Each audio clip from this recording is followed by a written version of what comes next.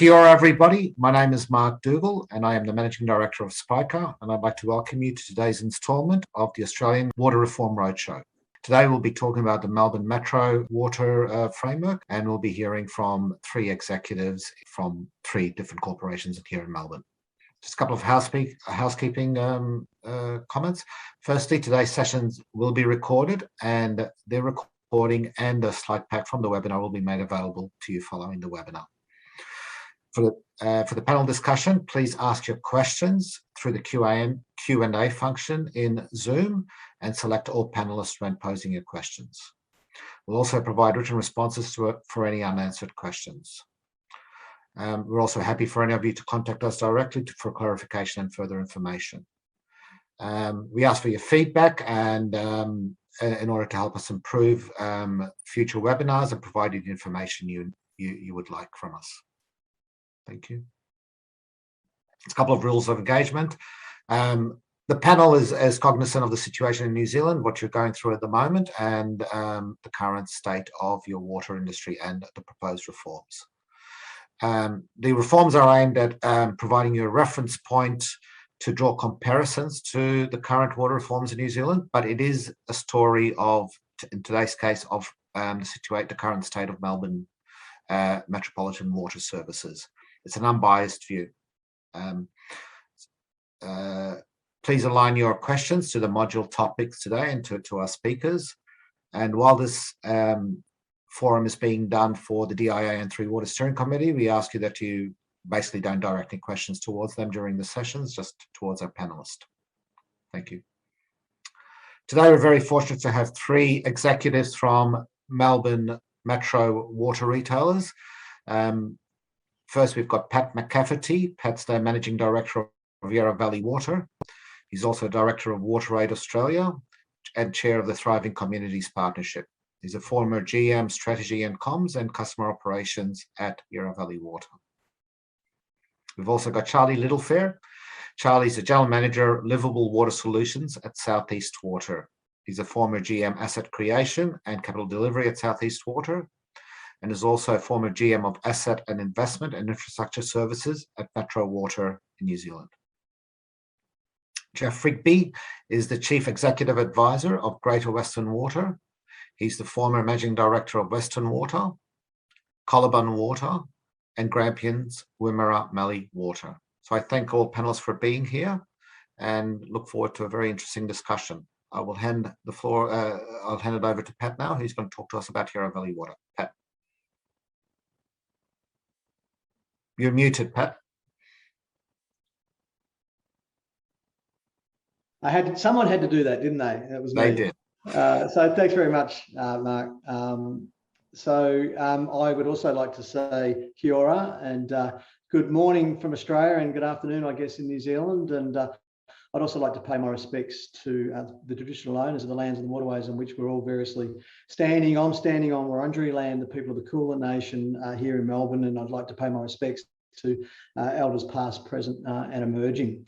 So I'm going to give you a really quick Cook's tour of, I guess, some of the context that we're dealing with here in Melbourne in terms of water management and sustainability, and some of the responses that we're putting in place to address that context, both the challenges and the opportunities. A little bit about Yarra Valley Water. We basically service the northern and the eastern suburbs of Melbourne, so 17 local government areas, local councils.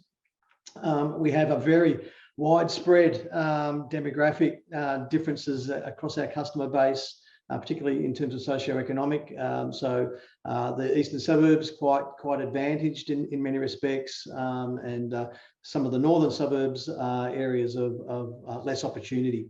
So we have to service everyone and meet everyone's needs and look after the vulnerable as part of that. We also have the Yarra Ranges, which is quite an interesting part of our area, which is the Dandenong Ranges to the east of Melbourne, quite susceptible to climate change impacts. The other thing I would say is that we've got a very fast-growing northern growth corridor here in Melbourne. So, in fact, we've got two of the top three fastest-growing suburbs in the country at the moment. And that's meant that we've had to build a lot of infrastructure very quickly to service that rapid growth. The other facts and figures there, you can see for yourself, we're turning over $1 billion a year. A lot of assets in the ground, over $5 billion worth of assets. We've got also some other challenges, which are not only the growth for greenfield areas, but there's a lot of rapid infill development going on as well. I think Charlie will talk a little bit more about that as well. So if we go to the next slide, please. It's pretty straightforward, our context. It's drier, it's hotter, and we've got more people, and we've got less water than we used to have in terms of the reliability of traditional water sources. So you can see there over the last 30 years, Australia's rainfall patterns declining, particularly in the populated parts of the country, and it's just getting hotter. And to the top right-hand corner of this slide, we're experiencing what we call a drier and hotter impact on livability. So what we call the urban heat island effect, which is happening in all major cities, where we take away green space, gardens are getting smaller, we put more hard surfaces in, and where we live is getting hotter. And that's affecting people's well-being and their livability. The bottom left-hand corner there is the long-term inflows into our major water storages here in Melbourne. And again, we've seen a 30% decline in the reliability or in the inflows into those catchments. And then on the bottom right-hand corner, it's the story of growth in Melbourne in particular. So we're actually experiencing a doubling of the population, and until COVID hit, we're well on track to pass Sydney and be Australia's most populous city. And we'll have to wait and see what happens in a post-COVID environment. But the bottom line with this slide is it's hotter, drier, we've got more people to serve, and we've got less water than we traditionally had. So in fact, desalination now for Melbourne is about a third of our base load of water supply. Move on to the next one. So where do you start in terms of those challenges? One of the obvious places to start is how we engage communities on their water consumption. So we obviously look at how we provide alternative water or climate independent sources of water, but also how we influence how water is used by the community. I think it's a really good story that we've achieved in Melbourne. If you look at the top left-hand corner there, that's the water use per person per day, residential water use. Yeah, you can see that coming down significantly since the turn of the century. In the middle period there, it got dropped down to 147 litres per person per day, which is pretty phenomenal. We referenced there the target of 155, which was a campaign to engage the community to use 155 litres per person per day during the height of the Millennium Drought. What's been fascinating for us in the water sector is that we haven't seen what we call a bounce back in water consumption that we would normally have experienced over the journey when we've had water restrictions and dry times. Often the water use bounces back, but it hasn't. I mean, it's been a combination of a bunch of different things and interventions. So behaviour change campaigns, engaging people on the need to save water.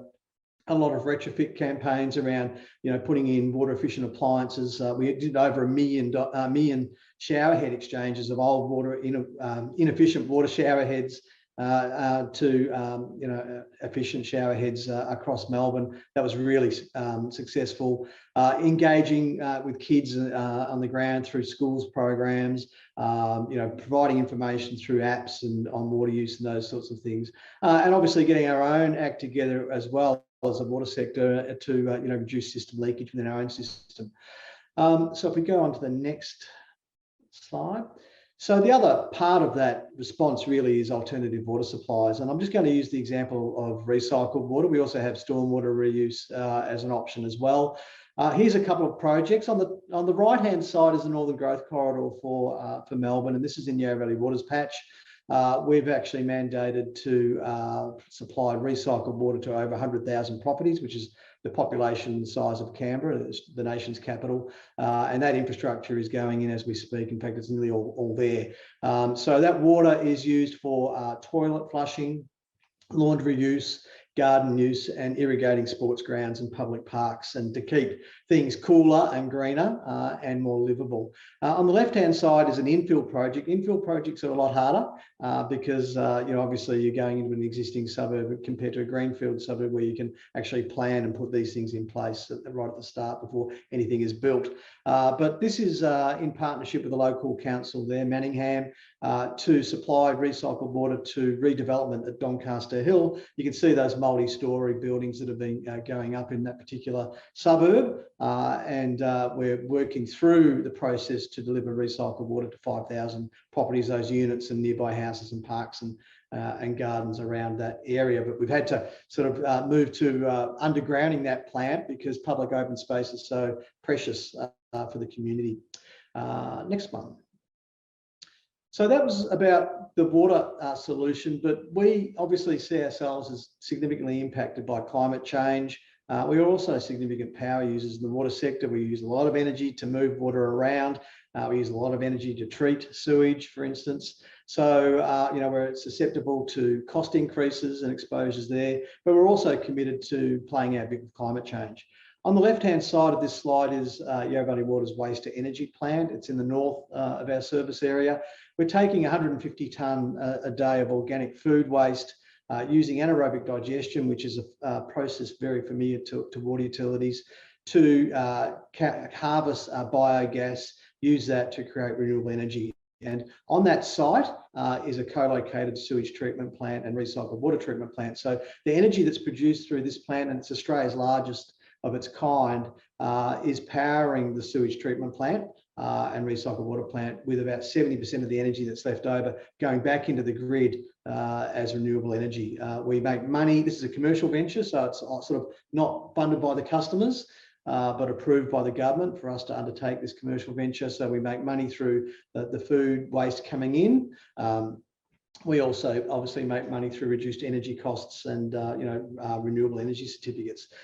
Picture on the bottom left-hand corner is a typical sort of food waste that's coming in. We're nearby the Melbourne wholesale food markets, which is a source of spoiled food, but we're getting all sorts of different organic waste coming in through that plant. And there's a lot of food waste that we've found available to harvest, if you like. And traditionally, that all went to landfill. And when it goes to landfill, it creates significant greenhouse gases. So it's been a really successful venture. We're now well advanced in planning our second waste to energy plant in the east of our area.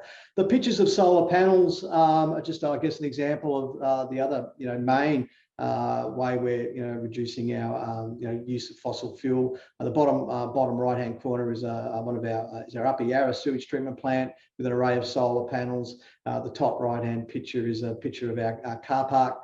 Of course, Australia has great advantages in terms of when it comes to solar, and it's become a very significant component of our whole response to climate change. The other really interesting project that's not here but is a solar project is zero emissions water, whereby 13 water utilities in Victoria have come together to invest in Victoria's largest solar farm in the state's northwest. All of these projects for Yarra Valley Water are contributing to our goal of producing all of our own energy needs through renewables by 2025 and getting to net zero not shortly after that. Next slide, please. This is my final slide, and it's really about the vision, I guess, of where it's all heading for us. And it is about the circular economy. And the problem I found when I looked at the slide is when it's a circular economy description, or it's a circular thing that you're talking about, where do you start? So I would start with the fact that we have community generating waste or sewage. It goes through to our sewage treatment plant, which is the top of this picture. We treat that sewage and then we produce recycled water, which goes back to the community for those those other water uses that I mentioned. We also, at that treatment plant, we're basically, if we go to the waste to energy side of things on the left-hand side, we're receiving the food waste that comes from the community in the Melbourne markets. It's producing energy that powers that treatment plant, and it's also producing digeste, which can be used as a fertiliser back into the food production process. Now, ultimately, the fact that we've got renewable energy and recycled water, we've got the two key ingredients to produce green hydrogen. And so what we're working on now with the Melbourne markets, which is nearby, as I said, is to actually supply them with green hydrogen. And this is about adjacent industries to the water sector. So one of the things about the water sector also is that we use we can use the byproducts from hydrogen in the sewage treatment process, in particular oxygen. So you can see a perfectly closed loop here of us getting waste from the community, generating energy from that waste, having that the byproducts from that waste being used for productive purposes, but then ultimately being able to produce hydrogen from the renewable energy and the recycled water back into service the Melbourne wholesale market. So it's just another, I guess, example of perhaps water utilities maybe playing a bigger game and starting to lean into the broader challenges that we all face as communities, but in areas where we have strengths and synergies. That's probably plenty for me. I'll now pass on to Charlie to continue the story. Thank you, Pat. And you'd think we'd got together and designed this presentation, but let me assure you we didn't. But the challenges we face are exactly the same. So kia ora, everyone. And I'd like also to acknowledge the traditional owners of the land on which we are meeting today, recognising that we're meeting both in Australia and New Zealand. I am on the land of the Bunurong people of the Kulin Nation, and we acknowledge their songlines, cultural law, and connection to land and particularly water today. We acknowledge their elders past, present and emerging. Well, I'm actually from Waiuku. For those that you know New Zealand geography, that's south of Auckland. And I married a Melbourne girl back in 2005. And when we had a little daughter, she wanted to come home to Melbourne. So I'm in the southeast of Melbourne because she's a Brighton girl. And I kind of wasn't really sure exactly where I was going. I'd been to Melbourne many times, obviously. So I thought I'd better share with you Kiwis exactly where we are. And actually what hit me was the vastness of Australia. Victoria is kind of one of the smaller states, right down the bottom there. And it's probably bigger than New Zealand. And if you could go into the next slide, and that's what I'm saying, there's Victoria. And there's Southeast Water. We're kind of just under a third of kind of the Melbourne sort of metropolitan area with some peri-urban and rural areas. Now, my daughter was born in 2007, so we came to Melbourne in 2008. And it's lovely that Pat's talked about the Millennium Drought, which is on my next slide too, so I don't have to touch on it. But let me tell you that, in fact, when we arrived, it struck me as a Kiwi how dry this place was. You know, playing sport on footy fields was very hard. So for me, the big challenges, and I think Mark, Craig, you may have skipped one, but that's okay. We've got a whole list of challenges, and Pat's really touched on what most of the ones I wanted to speak to. And yeah, that's the slide. Thank you. All of that: population growth, water security and resilience, and climate. They're the things I'm going to talk to. So it's nicely linked to Pat's presentation. But I thought it was worth putting up another sort of 7 challenges and opportunities that we've got.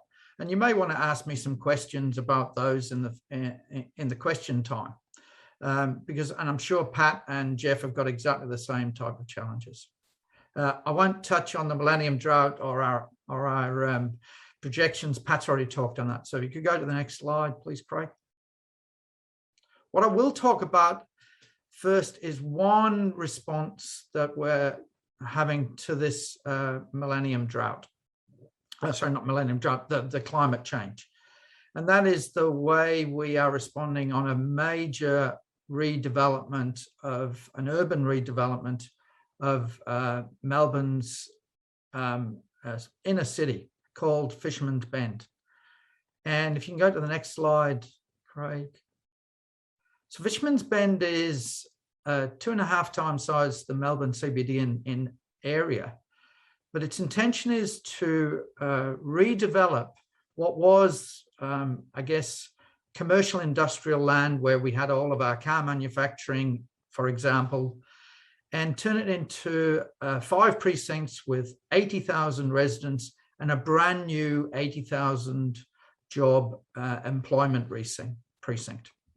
The aim is to have it as, you know, a very water sensitive city with Green Star community. And water is a very pivotal to the whole design. Next slide, please, Craig. And this is Fisherman's Bend. As you can see, there are 5 precincts, the green one being the employment precinct, and then 4 high density residential precincts. They're a mixture of high-rise apartments, what you might see in a CBD, and townhouses, but not low density that we might see in the suburbia. If you can click the next slide, and just to give you a scale, I found a nice map of the same scale as my map there of Auckland CBD. Those Aucklanders in the audience will recognise that's your CBD. I used to look after it at Metro Water in terms of water and sewerage. And that just gives you a scale of what this redevelopment actually is. Next slide, please, Craig. So what is Fisherman's Bend vision? This is from the Fisherman's Bend framework from the Victorian government, and they created a task force to do this redevelopment. And as you can see, there's an opportunity with such a large redevelopment just south of, the Melbourne CBD to actually do something special around environmental sustainability, livability, connectivity with the rest of the city, diversity, and obviously a real opportunity for innovation. And that's really where Southeast Water wants to play as well. So what does this mean for Southeast Water as the water service provider for Fisherman's Bend? It's an opportunity to change the way we provide those services to our customers. And so our plan for Fisherman's Bend is to be a leader in supporting the Green Star community goal that Fisherman's Bend has, and also to provide the most secure, efficient, and fit for purpose water that we can for Fisherman's Bend. Next slide, please, Craig. And so what are our targets to achieve that? And we've just started. Some of the multi-story buildings are starting to go up now. Our aim is to have a 45% reduction in drinking water demand. One of the key reasons why we want that as a water service provider is we would have significant augmentation to actually supply it if we didn't make that reduction. And Pat's talked a lot about conservation, and I won't touch on it. And yes, we're doing the same sort of things at Fisherman's Bend, but we still need even more reduction than the conservation gives you.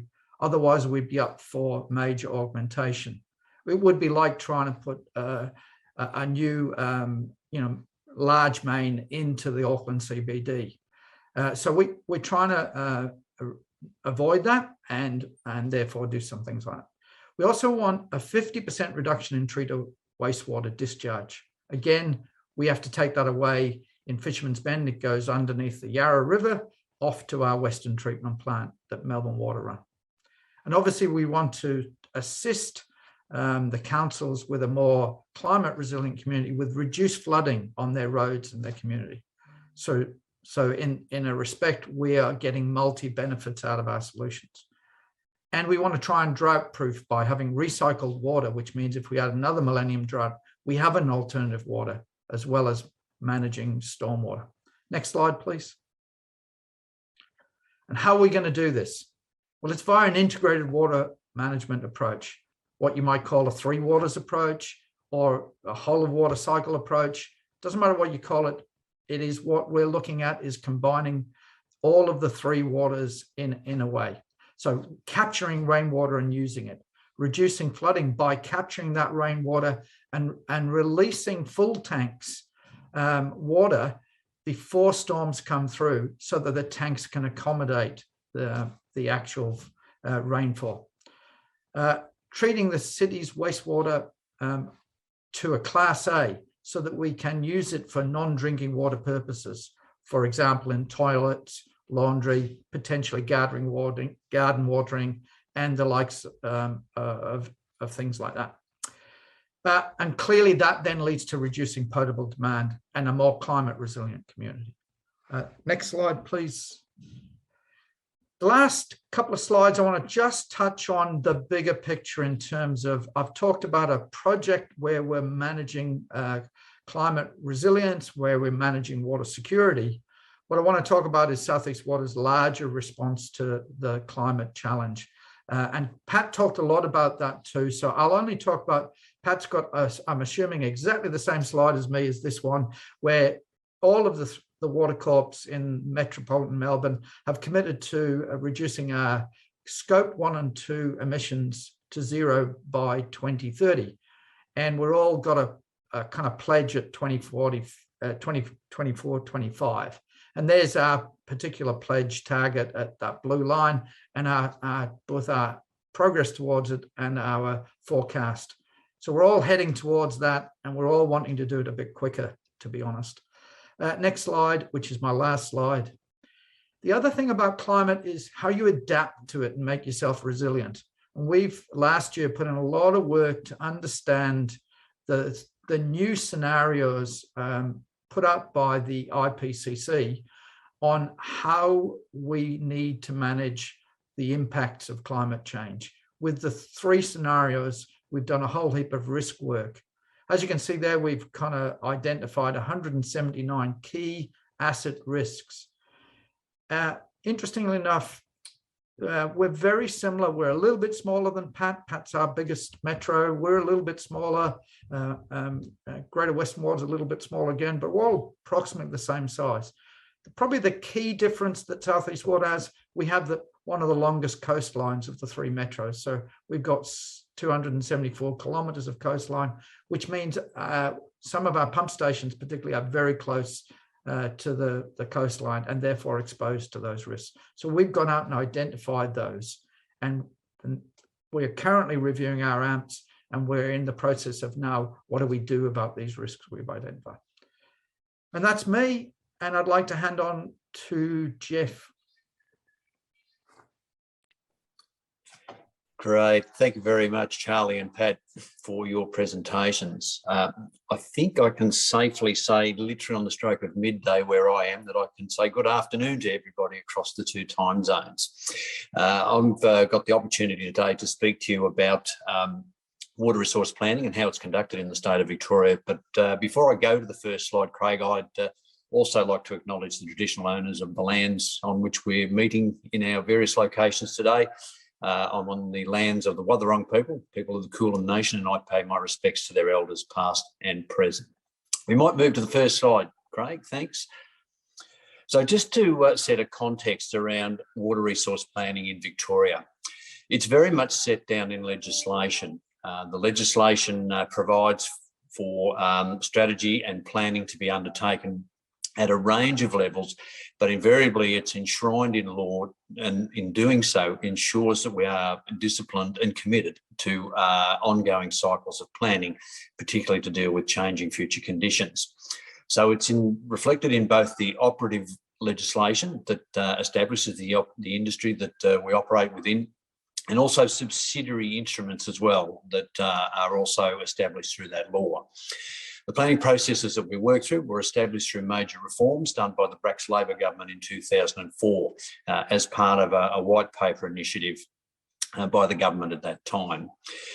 With the Andrews government in 2016, we saw a policy direction reset, and that was really done, I suppose, as much as anything to reflect how far we had progressed, and also to capture the experiences of both the Millennium Drought that we experienced from the time the planning models were put in place, and also the paradigms that we've moved to in terms of the broader water cycle and ensuring we can protect the values that it supports and meet our consumptive challenges going forward.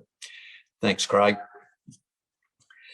So when you look at planning in Victoria, it's done very much in a nested form. So at the very top on the teardrop diagram that's there, you can see that we have a policy basis set for water for Victoria, or what we refer to as the State Water Plan.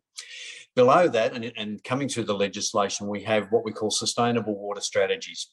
Now, Victoria is structured in terms of 3 domains, and on a 10-yearly cycle, an all-water review is done across each of those 3 regions, with the specific aim of examining water sustainability in terms of both environmental need, consumptive use, agricultural use, and also traditional owner access. on the basis of a 50-year planning horizon. The next level down and within the Sustainable Water Strategy form is a reference to urban water strategies. Now, these are developed by the urban water utilities and they're done on an equivalent planning cycle of 50 years. Their fundamental focus is around the supply-demand balance over the 50-year horizon. It very much looks at projections around demand based on population growth and consumption rates, and matches that up against supply capacity in order to determine when the need for centralised augmentation is needed in order to maintain reliable supply to customers. If I then draw your attention across to the left-hand side of the teardrop there, there's also reference to integrated water management forums now, or IWM forums as we call them. IWM forums very much operate outside the statute, but they're action through the Water for Victoria policy. They are designed through local place-based arrangements to come up with water cycle solutions that can be project funded. And also those forums have recently implemented whole of catchment plans. The critical thing to appreciate there is integrated water management does link into both the sustainable water strategy development and also the urban water strategies. And just to round out briefly at the bottom there, you'll see there's reference here to Water Corporation pricing reviews. So not touching on it in the presentation today, but we also have independent economic regulation in Victoria where prices are proposed by the water utilities and set by the regulator on a 5-yearly cycle. Thanks, Craig. So I'll touch on firstly that regional sustainable water strategy that I mentioned firstly. So at the moment, the Central and Gippsland region of Victoria, which encompasses land south of the Great Dividing Range that bisects Victoria from east to west, and also the eastern slopes of the Otway Ranges, a region that encompasses almost 6 million people within the Victorian population base. So strategy development has been underway since the start of 2021. And if you see the link referred to below on the slide, the strategy for this particular region has only in recent days been released by government for public consultation. So there's an opportunity for you to see a discussion draft that's now available. If you move to the depiction of the region at the top of the slide, you'll see that this reflects very much the outcomes of a long-term water resource assessment done some time ago.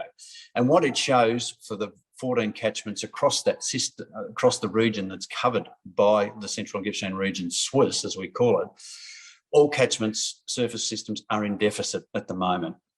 So the 15-year review has shown that there is declining water availability across each of those river systems. And also it's confirmed that the environment has been disproportionately and more heavily impacted by that declining water availability in terms of risk to environmental values in those streams. So this is something that is very much a focus for the sustainable water strategy that's now available to the public. If we move down to the bottom left-hand corner, this is a very busy depiction of the region that shows effectively the water grid for the region. And without dwelling on the detail of it, it's much as anything is there to show how complex the water transfer systems are within the region. And in fact, we have a number of inter-catchment transfers, in particular water from the Thompson catchment, which is pretty much in the central part of the region there, transfers water to the east into the Yarra system that ultimately supplies Melbourne. And if you look just where the reference is to the city of Melbourne there's also a water pipeline that brings water into the region from the north too, known as the North-South Pipeline. That is also part of the Melbourne system, but it is only available for use in situations where emergency water supply is needed for the city. It is by and large only kept in reserve and on an emergency basis. Moving across to the right-hand side, the third depiction there, this shows you the footprints pretty much of each of the regional urban water utilities, and each of those organisations is preparing their own urban water strategy, which I'll come to next. But the orange circle is the thing that I'll be speaking specifically about today. That encompasses the Greater Melbourne area, and we're looking at developing a single strategy basis for the next 50 years for that Greater Melbourne footprint area. Thanks, Craig. In setting up to give you a feel for what the focus will be around the urban water strategy for Melbourne, I wanted to just take a step back to the system strategy that was developed in 2017. And what I've taken from that strategy prepared by Melbourne Water are 3 scenarios that are reflective of varying futures that could play out that take into consideration the upper and lower ranges of population growth over a 50-year time horizon, and also the impacts of climate change in respect of water availability or supply capability. So without dwelling too much on the detail, the critical point to take from this graph for each scenario is where the blue line that reflects supply capability intersects with the green line, which is projected future demand.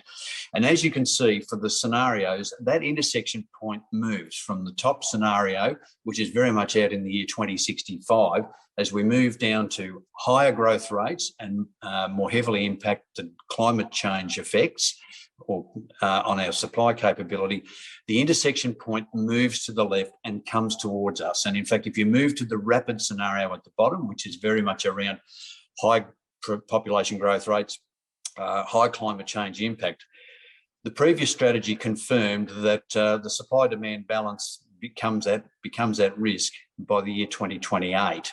So, of course, we have now moved on 5 years since that system strategy was developed and released. So we're 5 years closer to that intersection point, those intersection points. But just as importantly, with more recent climate change advice to us, we are seeing that the intersection point is also moving more to the left.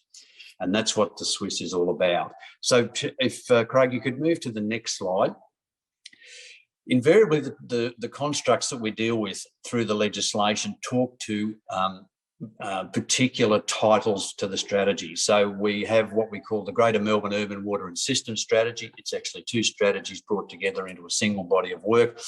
But for public consultation purposes, we felt GMUS as an acronym was a bit hard to understand. So we've branded the project Water for Life, and that's been effectively the public-facing label that has been used for this particular project as we've progressed it. And you'll see, if you move to the bottom of the screen there, you'll see it on the slide that Craig's moved. No, that's fine, Craig. To the slide that Craig's moved to, you can see the 4 water businesses that have come together in order to be able to affect the strategy, the urban water strategy. When we look at how we go about planning and establishing the strategy, we've looked at it from a long list of portfolios perspective. So the emphasis here is very much on source options over the long run. And so we've categorised those in terms of both demand side measures, and the left-hand side of that portfolio list shows the one of the 3 pillars that we're focusing on around water conservation and efficiency, which both Charlie and Pat have spoken about. That's reflecting that we can work on both the demand on the system from customers and also losses within the system, how we can recover water. If you move to the central pillar there, Craig, you'll see that integrated water management and alternative sources of supply, this is very much how we can use local solutions, place-based opportunities within water availability through using both recycled water and storm water that can substitute for drinking water out of the main centralised system. And so again, it very much forms part of our considerations when we look at long-range supply needs, and particularly how those substitute products can play a role in the supply chain. If we move to the right, this is very much around the supply system augmentations. And we're looking there at both manufactured water, river-dependent sources and the like as well. Now, I must point out there too that when we look at manufactured water, desalination is a source of supply for Melbourne. There is reference there to purified recycled water. I have to emphasise though that in the Victorian context, purified recycled water very much requires Victorian government consideration and support and is currently not part of the Victorian government's policy. Nonetheless, in a 50-year context, we still believe it needs to be there on the long list of options and always at least an opportunity to consider. And similarly, where you look at river-dependent sources too, as the previous slide showed, because of the stress on and the stress state of the river systems in our particular region and declining water availability, river-dependent sources are limited and only current sources remain under consideration for the future. And to give you a feel for the collaborative approach that we're taking with this, the green boxes across the bottom give you a feel for exactly the various working groups and teams that have been established in order to support the development of this multi-stakeholder strategy piece. Thanks, Craig. And just a very busy slide. We're getting very close to the end of the presentation here. I've provided this very much for future reference, but this is essentially what is central to the Water for Life, or the GMU strategy. It's a water security framework. It's a concept at the moment that we will be further developing and sharing through consultation in the near future. You can see that at the top of the slide there's a reference to the short-term planning, which very much focuses around our existing system preparedness and readiness. You move to the next level down, we've also got to be very mindful around contingency and emergency response, particularly if we move back into drought conditions into the future. There's also a C to the left there, thanks Craig, which is your long-term 50-year strategic planning. This is again very much central to that water supply demand balance assessment. And what we've also got, if you move to the right there, Craig, you'll see D, which is a process around augmentation decision making. So there will be times in the future where expansion of the system will be required.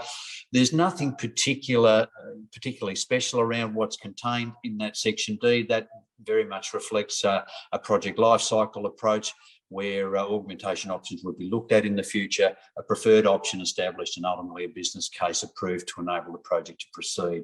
And if you move down to the bottom left-hand corner, you'll see how the GMU's team is very much working around interfacing the urban water strategy back to the sustainable water strategy, and that's in the form of a water supply readiness roadmap that becomes the linking piece back into the Swiss there, which you can see at the bottom of the slide. That pretty much covers that one, Craig. Just in terms of the project delivery and governance, because this is effectively a collaboration across the 4 businesses, we've established a governance form that's overseen by the managing directors through a forum that's been established. For the covering the 4 businesses. Below that, we have an executive committee that provides advice to the forum and also works very closely with the project team as we take various proposals forward for the MDs to consider. We have a project director, a project structure in place, and my role to the left of the project director you'll see as project sponsor. So that's very much the role that I'm playing within the governance and the delivery of the project at this point in time. So going to this last slide, thanks Craig. I guess to wrap it up, water resource and systems planning in Victoria is quite mature, has been the case since we moved into the statutory models since 2004. There's a clear delineation between the various levels of planning, which is underpinned by strong collaboration. And of course, it's aimed to achieve alignment and harmonisation from a strategic direction and actions perspective. We do achieve exceptional collaborative and partnering outcomes by virtue of how the industry operates. And ultimately, we work closely with the portfolio lead agency. The aim is to, from a public-facing perspective, a demonstration of seamless planning arrangements. Large-scale metropolitan regional public water utilities have both capability and depth of resources for effective water planning, both in terms of their internal capability and as the project structure I showed you can demonstrate, multi-participant project delivery team settings as well, such as Water for Life. We've also been able to achieve broad and deep community and water customer involvement in the early strategic thinking and plan formulation, and we're providing feedback opportunities on draft strategy propositions when we bring them to the public later this year. So I'll pause at that point and thank you for the opportunity to present. Thank you. Thank you, Jeff. Thanks, everybody, for your presentations and overview. Certainly interesting, diverse, but very interlinked topics in terms of how do you manage a city the size of Melbourne, which is what, 5.5 million these days, right? So it's a big chunk. I'll address my first question to you, Jeff, because it's a bit of a follow-on from what you were talking about. You spoke about the structure of the framework and the collaboration, but how does it work in practice? How do you navigate through the complexities of planning across so many different agencies and stakeholders with different responsibilities and perhaps different agendas at different times?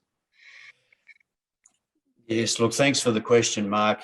You've certainly, I think, got right to the very nub of what the challenge is around the water planning arrangements. And whilst they're well set in law and they're very well understood, you can only prescribe these processes so far. And invariably, it's very much around an enablement.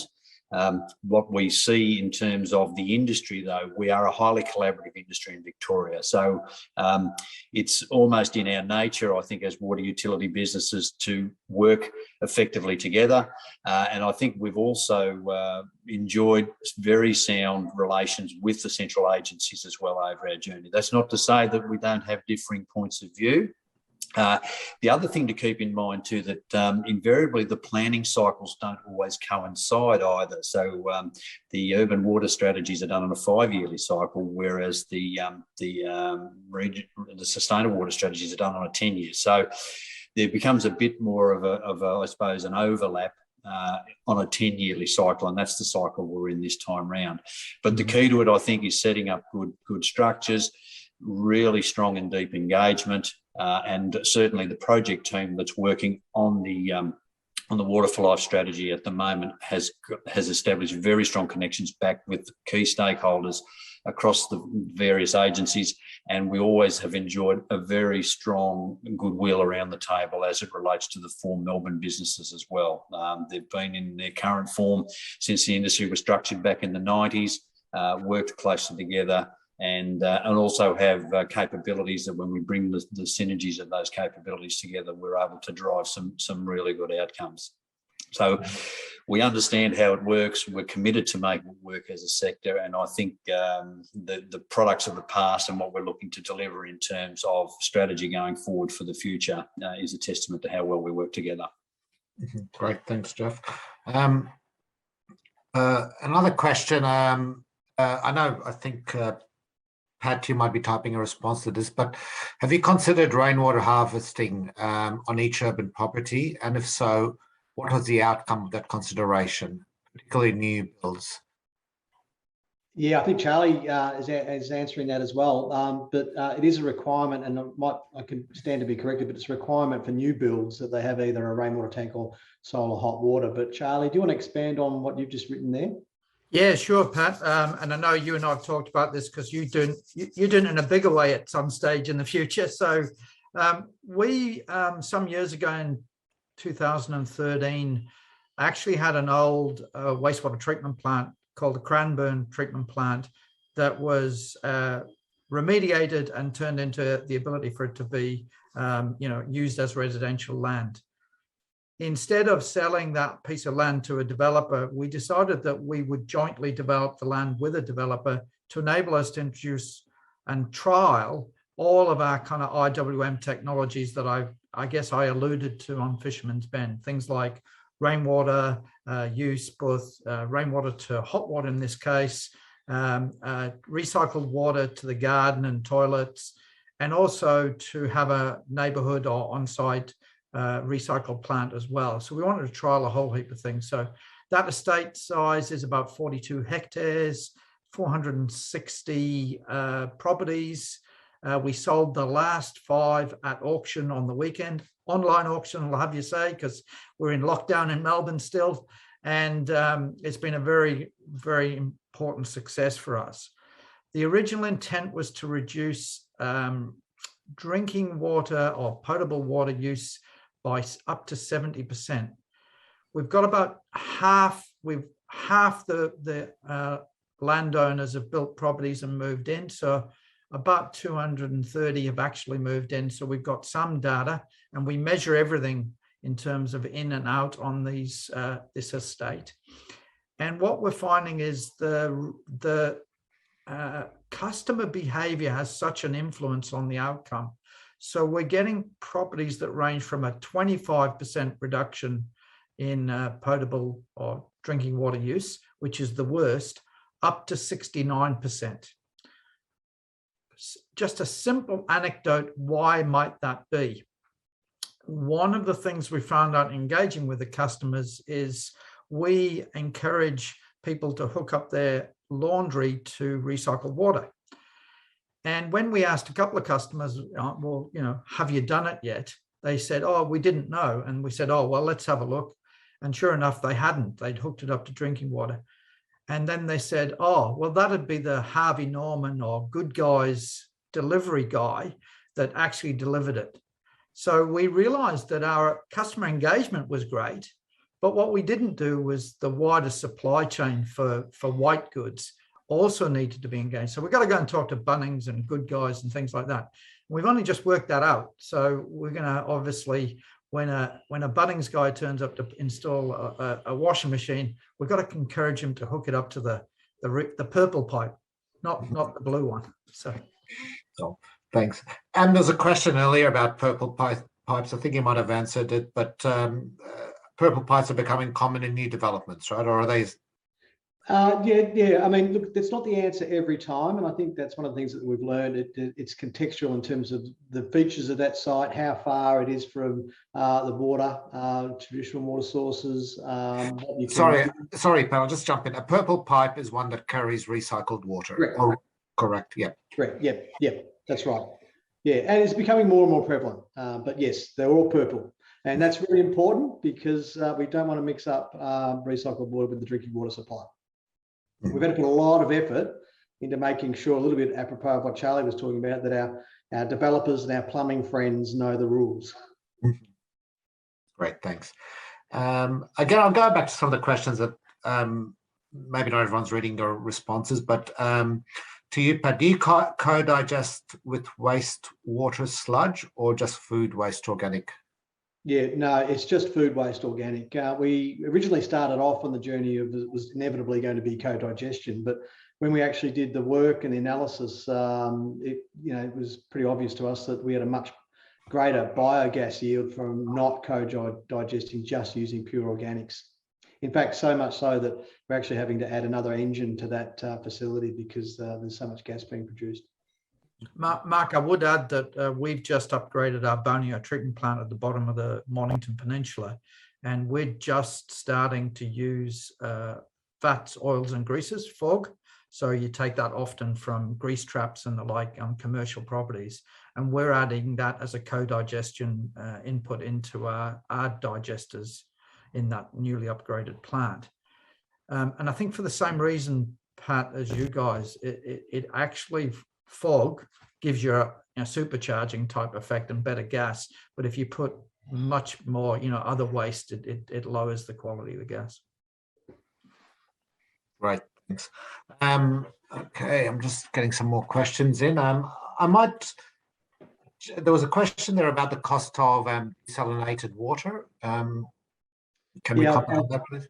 Yeah, I've answered that in the chat, but it's roughly a quarter. It depends. In Melbourne, we're paying a fixed price for the desal plant and its availability, plus an annual charge depending on how much water we order. So we make an annual order every year, depending on how good our existing storages are and what the trend is in water use. So yeah, roughly about a quarter of the average bill. The other part of that question was around renewable energy. So the contract that the state entered into with Aquasure, which is the consortium that built the desal plant as a public-private partnership, that contract stipulates that all of the energy must be 100% renewable for that particular plant. Okay, great, thanks. Question here from Donick. What would the water from purified recycled water strategy be used for? I think that might be to you, Charlie, or Jeff. Maybe you, Jeff, first. I think Jeff can. I certainly could answer. We would be using it if we did it in multiple ways, but it's predominantly to drink. We certainly are looking at what we call aquifer storage recharge. So when you use purified recycled water for drinking, you either store it in what you call a direct or indirect. The indirect would be aquifer storage recharge or reservoir. I think, Jeff, you can probably pick up a little bit more on this. Sorry, I'll take myself off mute, Jed.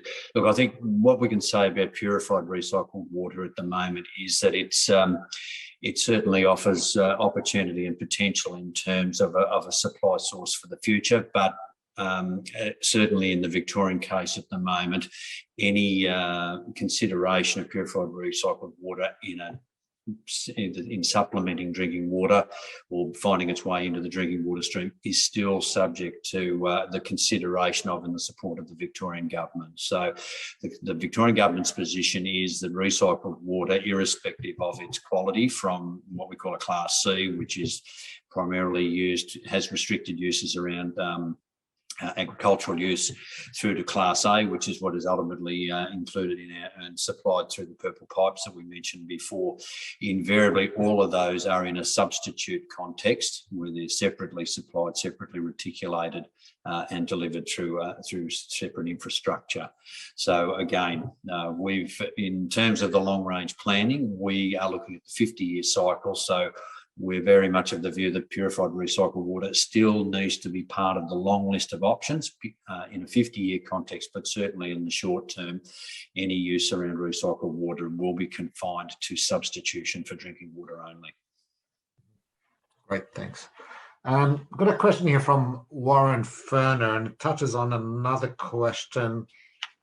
And I might start with that is maybe I'll go to you first, Charlie. Is how does Southeast Water engage with Indigenous communities, and how has this evolved over the last 10 years, and where is it heading? That's a good question. I guess being an Aucklander, I was doing the network resource consents back in the early noughties, sort of 2002, 2003, when I was working for Metro Water then. And what we were doing, obviously, back then was just starting the journey from recognising cultural heritage and the Maori's traditional heritage. So we were raising awareness, and we were getting, and I remember being taken around the whole of Auckland CBD by Ngāti Whātua, and on that cultural awareness training. I'd have to say, when I arrived in Australia, I felt that they were behind in this, and we were just starting what I would call the cultural heritage protection process back in the, sort of 2008-9 area. I think we've been through that, and we've done a good job in that process. We have now moved to what I would call the kind of, I guess New Zealand would have called it through the Waitangi Tribunal process, the reconciliation process.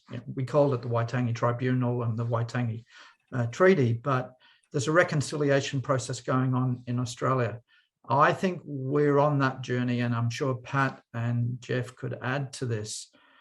We've gone from the kind of cultural heritage protection to the awareness phase.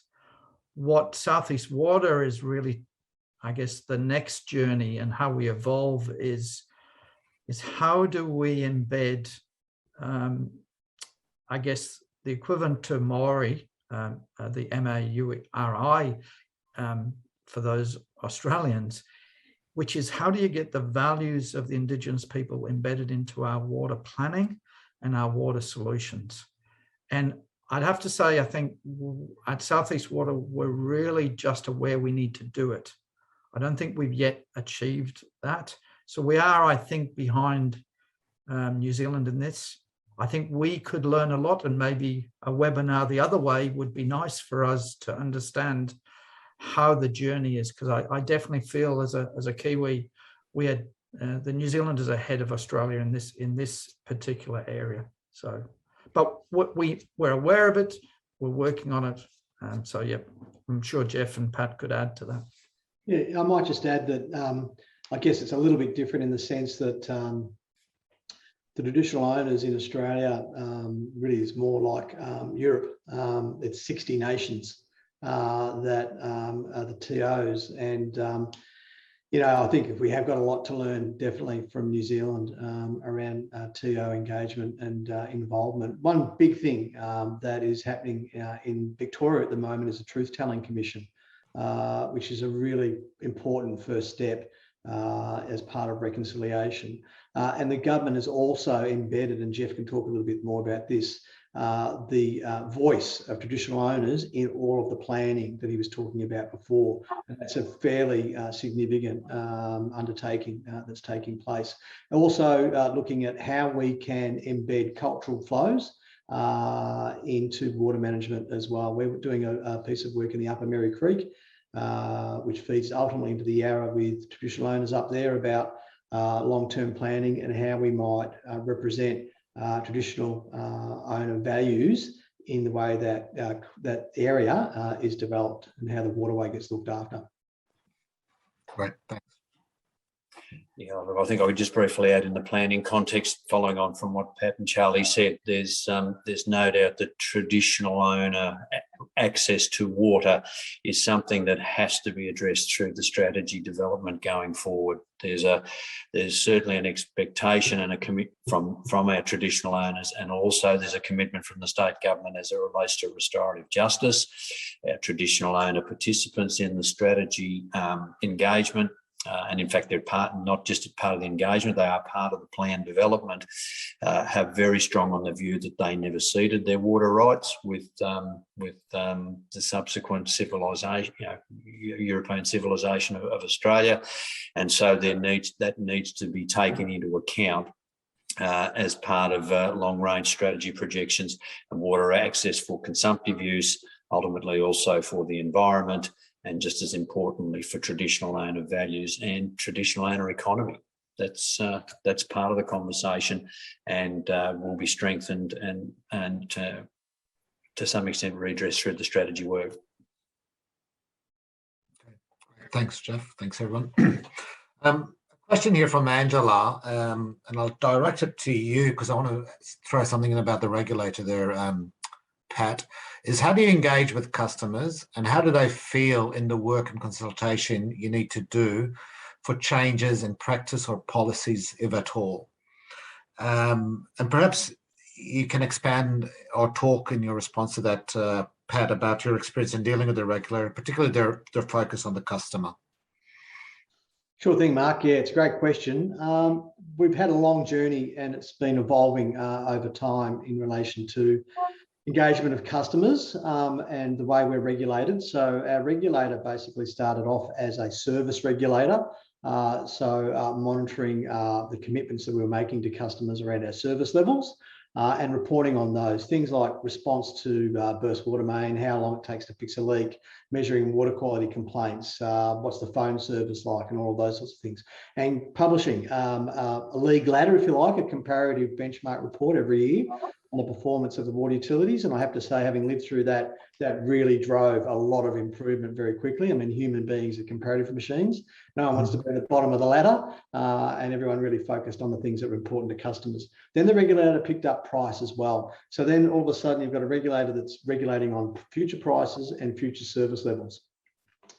The model that's in Victoria now, which I'll try to explain simply, but it's pretty sophisticated, by our Essential Services Commission, the regulator, the economic regulator, requires pretty much customers and the voice of the customers to be central to whatever we're proposing to do. So we all submit 5-year plans.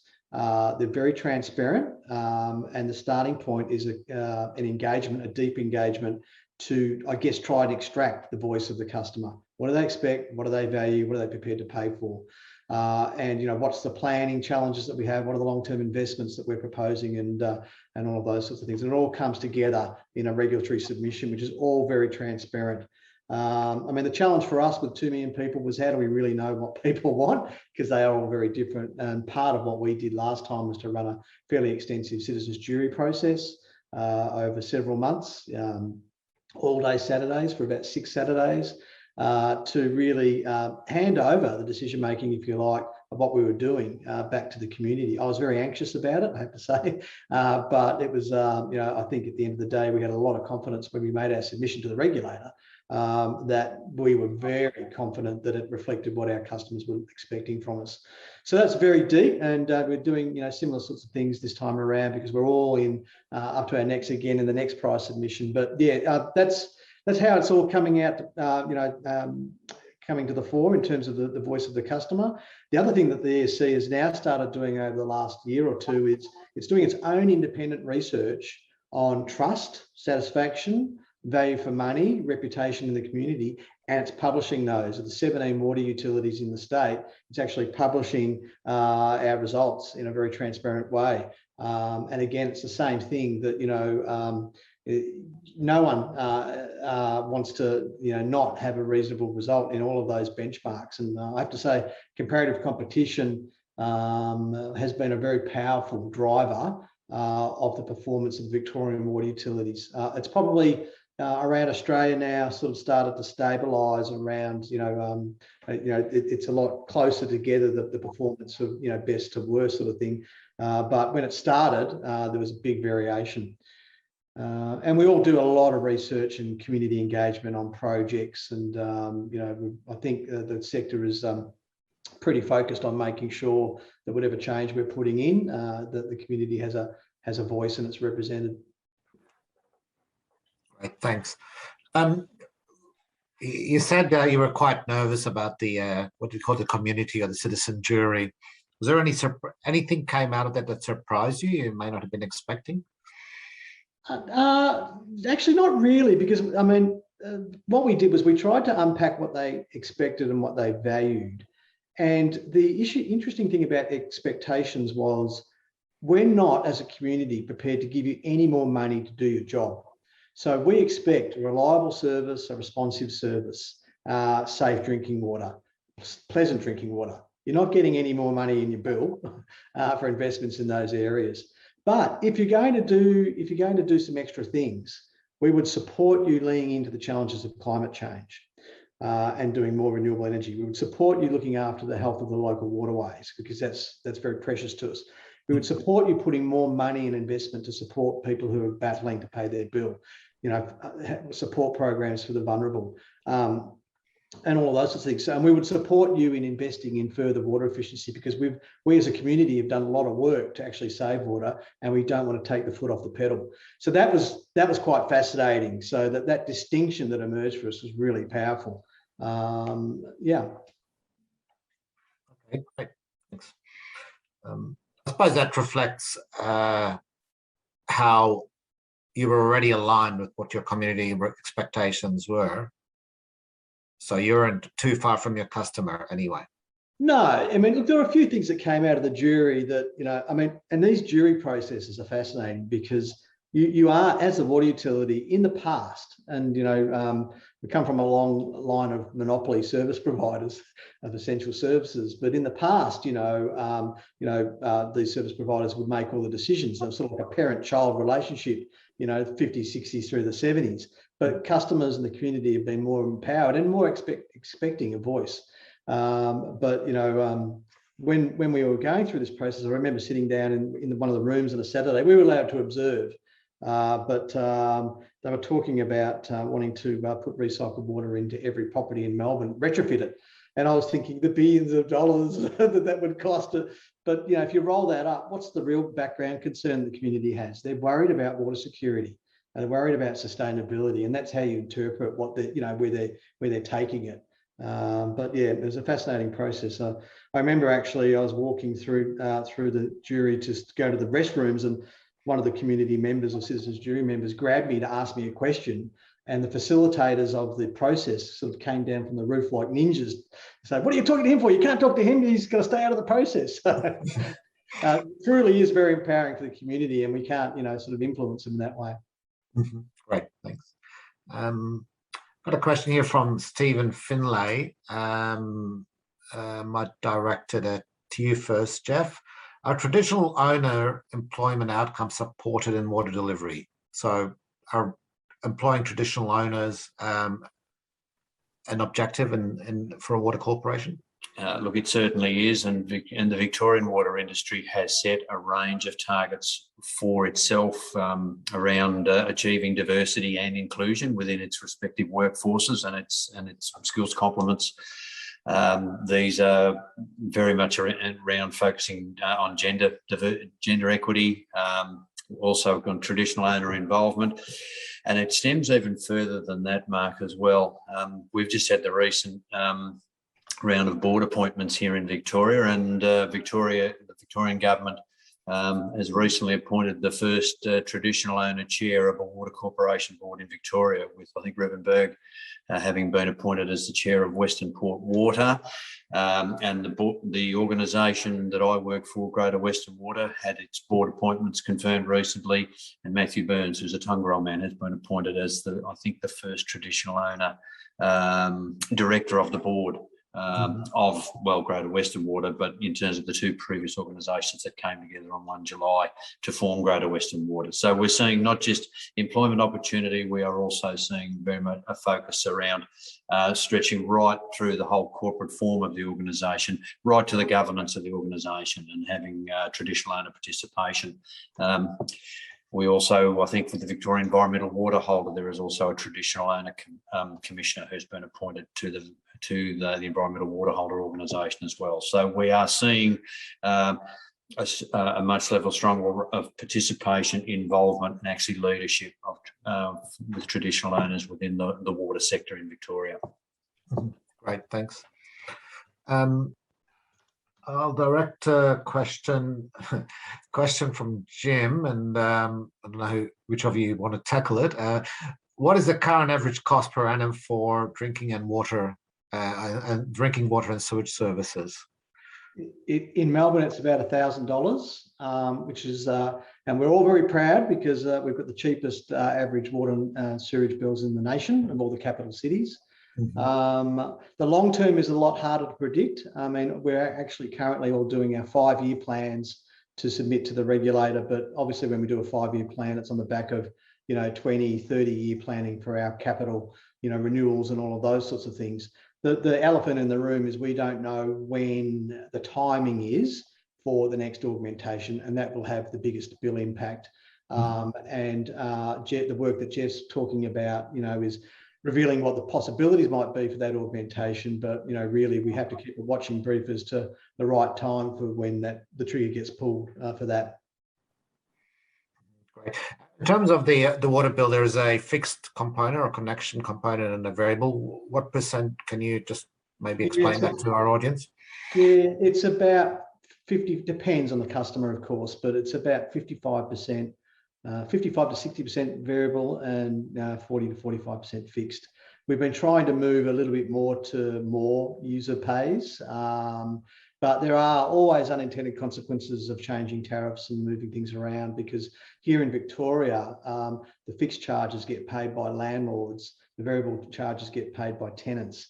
If you start to shift more and more to variable, then tenants, who are usually more vulnerable, are paying more. So there's other considerations when it comes to tariffs and the split of the bill.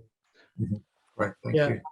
Yeah, Mark, and it does lead to one of the positive outcomes of shifting to a kind of digital metering, smart meters, whatever you want to call them, is the opportunity for us to move into giving a lot more information and a lot more tools to our customers to enable them to do it. I think when we have those tools, we'll see a shift in tariff design, not just tariff mix.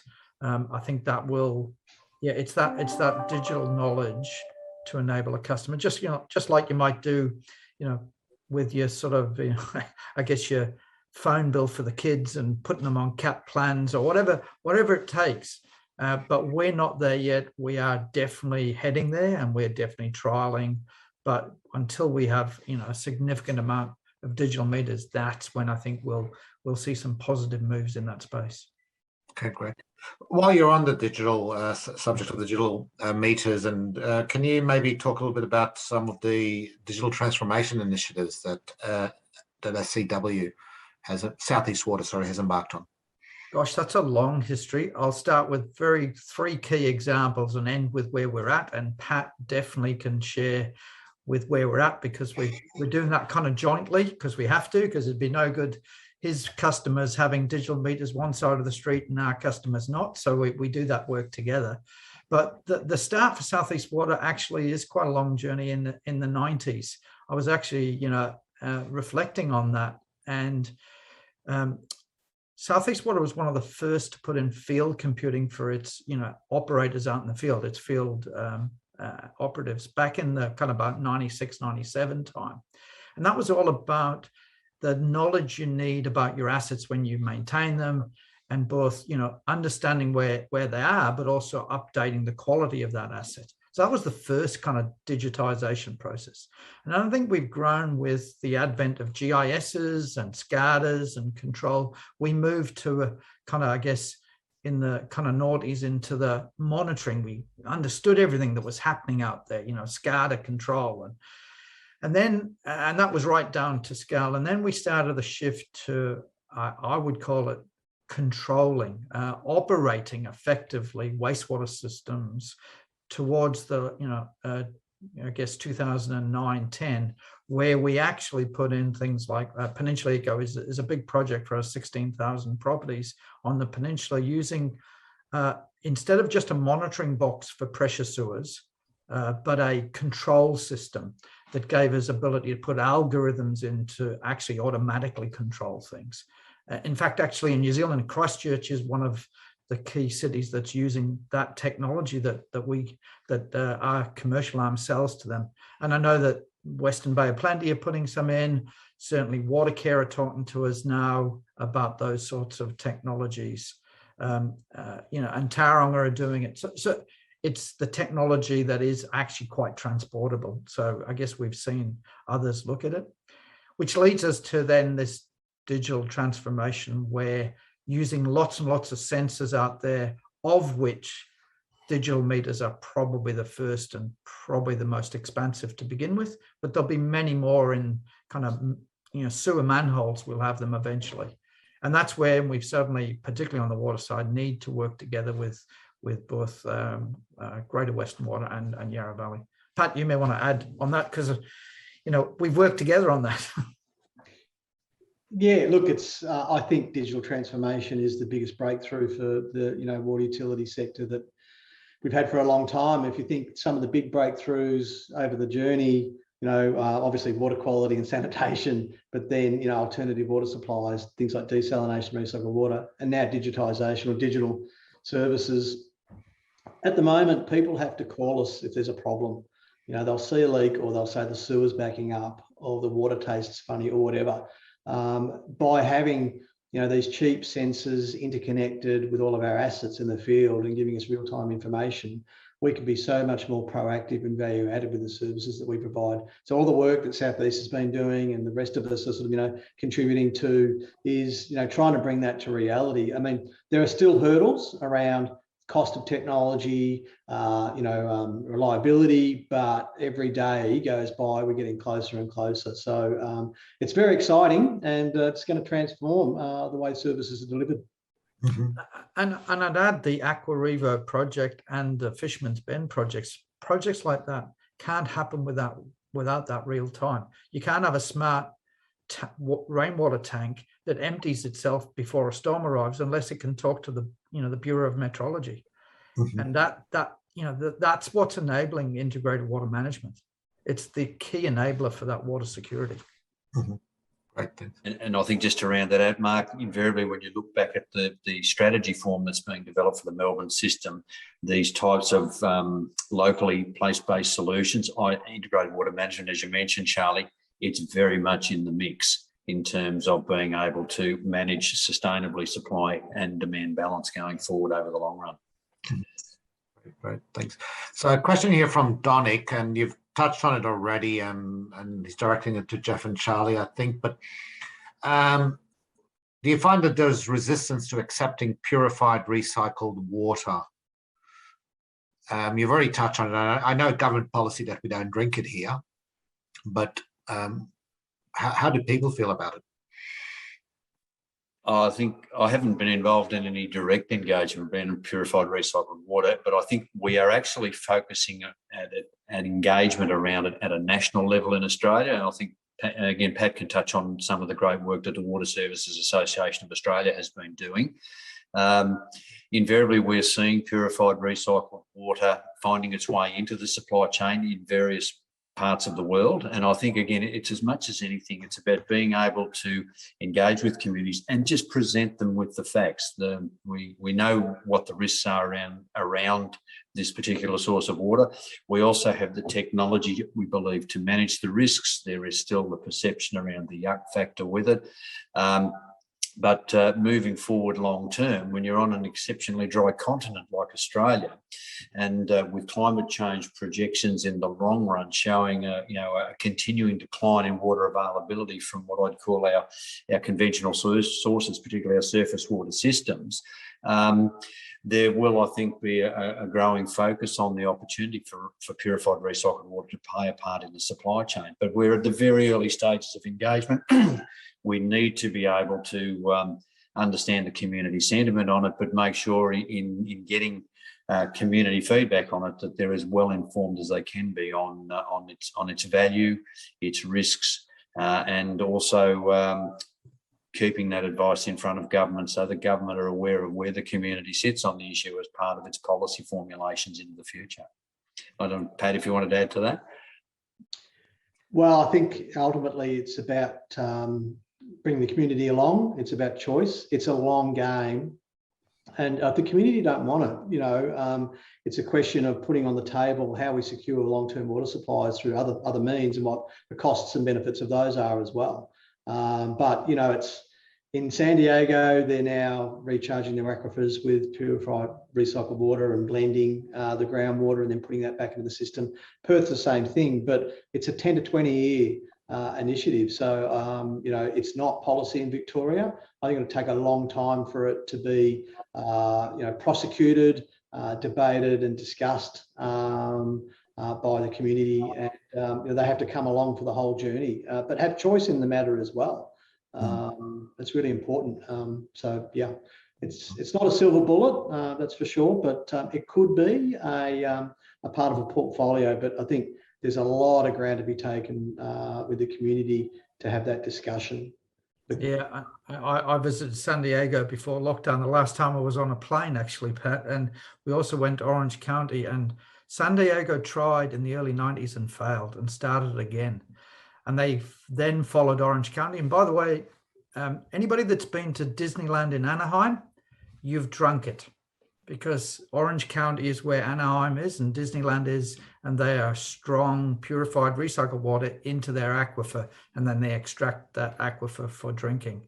So it's the yuck factor is an interesting one, and Orange County's purified recycled water plant looks like a food factory. So it's and it took Orange County 10 years to get there, and they did it well, and San Diego took 20 because they did it wrong the first time. If you think the anti-vax lobby has got a voice, and what can happen in these public debates, it can go pear-shaped very quickly. Yeah. So to that point, to that point, Donick also specifically asked about contaminants such as hormones, and does the treatment process deal with that? I don't know whether. Yes, it does actually. So in San Diego, they're trialing a lot, actually following a lot of what Orange County did, but themselves going the next step. If you get a chance, it's worth going to both Orange County and San Diego. They're a couple of hours apart by freeway, and they're both pushing the boundaries on this, and they're definitely dealing with PFAS. PFAS in the States is much bigger than here, but they're dealing with PFAS and hormones. In the treatment train of the purified recycled, and so it takes recycled water that next step, and the treatment is extra. I think the mayor of LA has said that all water in Los Angeles will be recycled by 2030.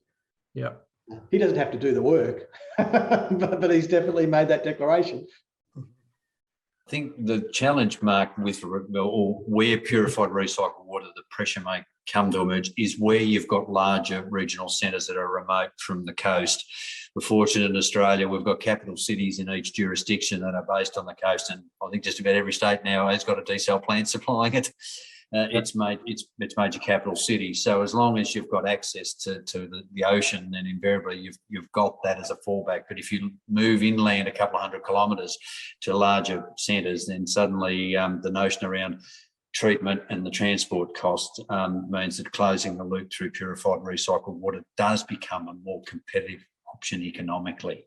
But then again, as we've all said, it's about ultimately the community having a say as to whether they're prepared for that to be a basis for their drinking water in the future. Great. Okay. Look, thanks, everyone. We're almost out of time. There was another question here about the desal plant. Desal plant is operated by Melbourne Water, and I'll post a response to a bit more. I'll post you some more. I'll respond to that question by email, providing you some more information about desal, our desal plant. So I'll do that after this. I just want to kind of draw it to a close and maybe ask each of our panelists just to make one last comment to our New Zealand friends who are about to embark on a journey. Pat, maybe start with you.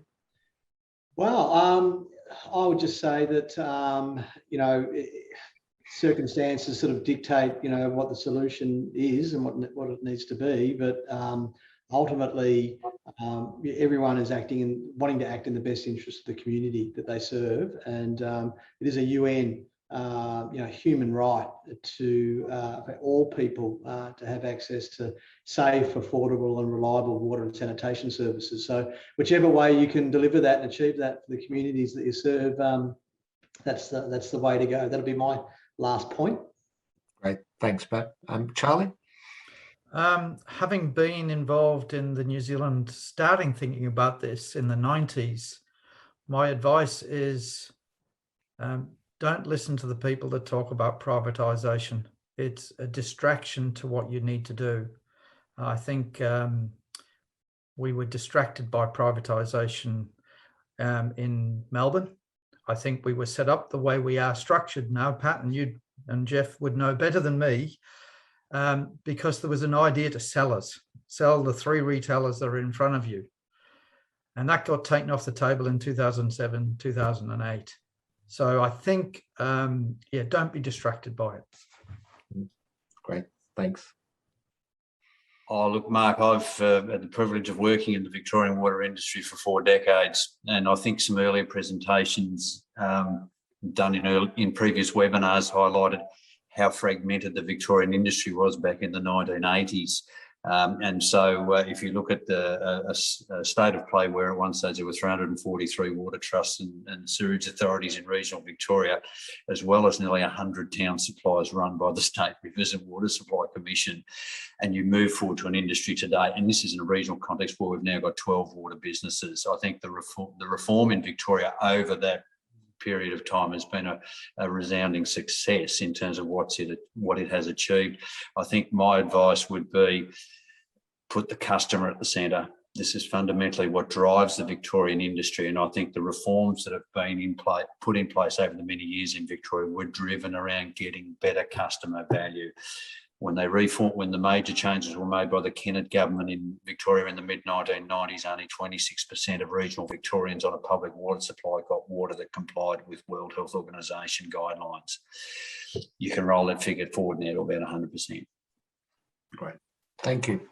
Thank you, everyone. Thanks for your time, and thanks to the audience for making time to listen to us today. And I wish you all the best of luck. Have a great day. Thank you.